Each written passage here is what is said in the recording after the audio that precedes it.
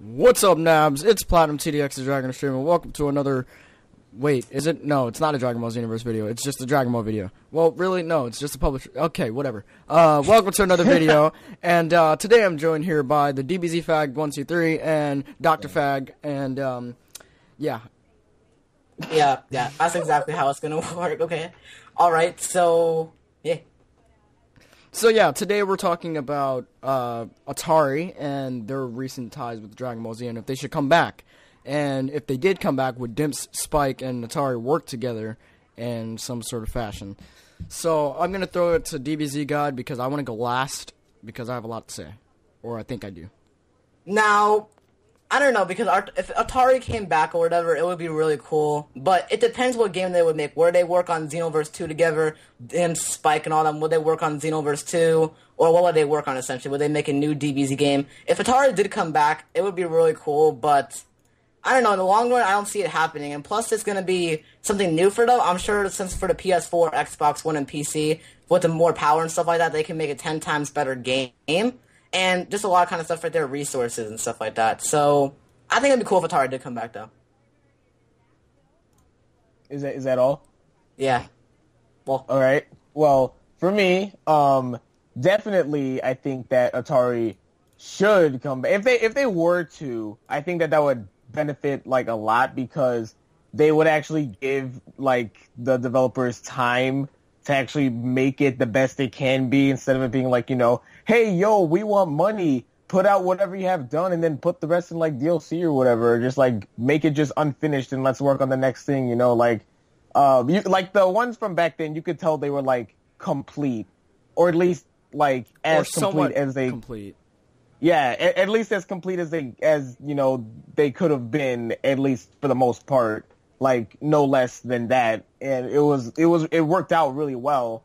So, I just really think it would benefit them. And if Spike and Dimps were to come together and make a DBZ game, I just see so many possibilities of that being definitely the best DBZ game for all the fans. Maybe not as much the Budokai fans, but if they could tolerate the 3D, because it obviously would be 3D, then I feel like at least a huge majority of the fan base, for the games at least, it would, definitely just rise in the top. It'd probably, like, just blow every single other DBZ game, like, literally all of them, just make them, like, no, and it would possibly be the best. But, I mean, it would still obviously have some flaws, but as far as, like, good things about the game, I'm pretty sure it would just be, like, near flawless. But what would be the game they would make, honestly? I mean, would they work on Xenoverse 2? That's another important factor. Well, what I think is, should Atari come back? Yes. And, like, the main reason why I think this is because you could tell once Namco Bandai started taking over, like, you could tell when they started doing that, and they clearly started doing that once Burst Limit was in development, because that was one of the unfinished games that started coming, and Raging Blast came, then Raging Blast 2, and then it was just like a bunch of Namco Bandai fuck-ups. And like once Namco Bandai took over, the worst games came.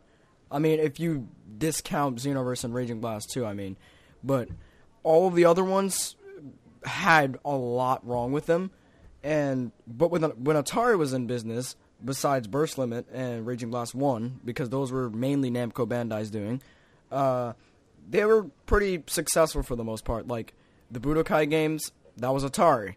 Tenkaichi 3, that was Atari. Namco Bandai has no past, because that was back when Atari was one of the publishers.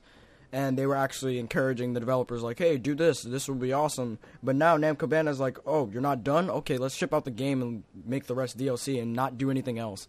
And they really suck at making choices.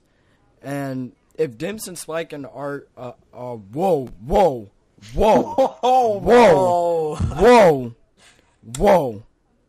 hold on, drinking some water. Hold on, I have to get the toxicity out of my system, dude. Okay. Oh my god. If Dimps and Spike and Atari came back.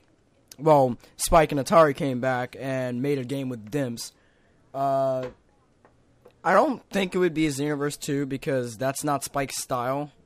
I honestly think it would be somewhat it would be somewhat new, like Xenoverse, like how Xenoverse is somewhat new of a 3D.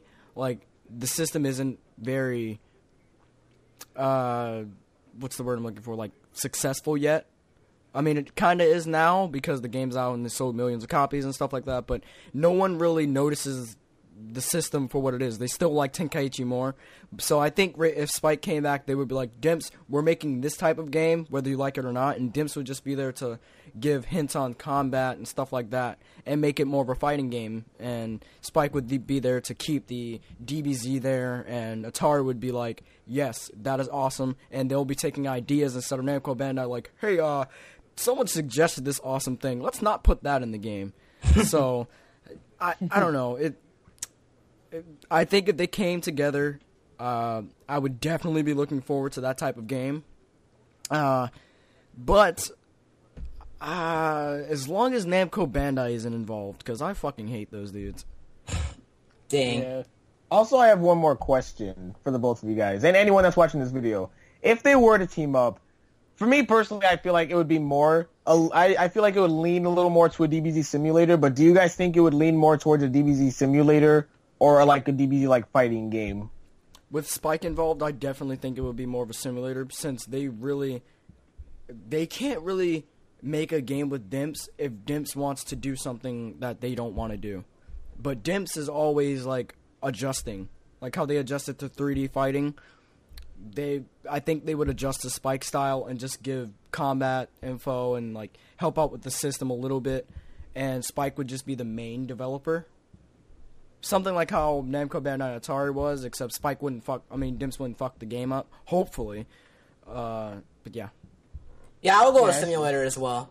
I would go with that as well. I mean, I can't imagine them doing the other kind of way. I would say simulator, honestly. Yeah, but that's not a bad thing though. By Because any Spike means. making a fighting game, I don't see it. Yeah, Yeah. true. And what would you expect out of it as well? What would be the one thing you would expect if we all came together? Would you expect like a good story, anything like that? Because if they all came together, what would they do? Would they make a good story, that kind of thing? I guarantee it will be the story. I'm not even going to talk about because I fucking hate the stories in all the games. But I guarantee we wouldn't be missing important characters.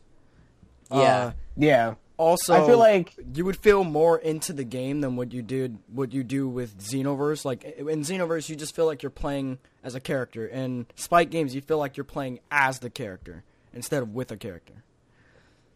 But yeah, True. Yeah, I can see that. Like, I feel like what I would be looking for the most personally, what I'd be looking for is definitely if Spike's going to be involved, a freaking huge roster, and with like some of the newer characters that came in with what's called with Xenoverse and stuff like Toa Mira and like all these other guys.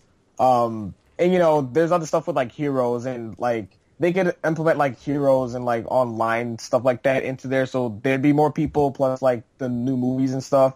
And I would look for actually I don't even know. I think that can be it. I think the roster would be one of the main things I'd probably look for if they were to team up. Surprisingly, yeah, It would probably be one of the everything else biggest. It would probably a be given. the biggest DBZ character roster.